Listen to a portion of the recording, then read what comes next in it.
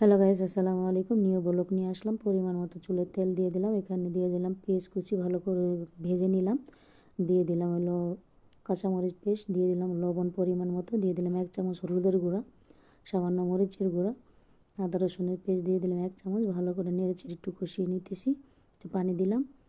এটা হলো পাঙ্গাস মাছের পেটি, ছোট ছোট পিস করে নিয়েছি। ভালো করে কষিয়ে নিব। এখন অপেক্ষা করব, কিছুক্ষণ পরে ফিরে আসবো আবার। তো মাছটা ভালো করে কষিয়ে নিলাম, মাছটা একটু উঠিয়ে নিব। এখন আমি দিয়ে দিলাম সিম, আলু, এখানে হলো বেগুন, টমেটো, এগুলো দিয়ে ভালো করে এখন কষিয়ে নিব। তো কষানো শেষ হয়ে গেছে, আমি পরিমাণ মতো ঝোল দিয়ে দিব। তো মাছটাও দিয়ে দিলাম ধনিয়া পাতা উপরে ছিটিয়ে দিয়ে দিলাম।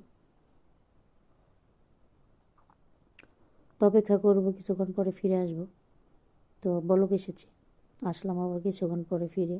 তো আমাকে যারা ইউটিউব থেকে দেখছেন, ইউটিউব চ্যানেলের নাম আমার নাজমা রান্নাঘর, সেখানে সাবস্ক্রাইব করে দিবেন, অবশ্যই পাশে থাকবেন। তো আমি ধনিয়ার গুঁড়ো দিয়ে দিলাম। ফাইনাল লুকটা কেমন হলো অবশ্যই জানাবেন। আল্লাহ হাফেজ।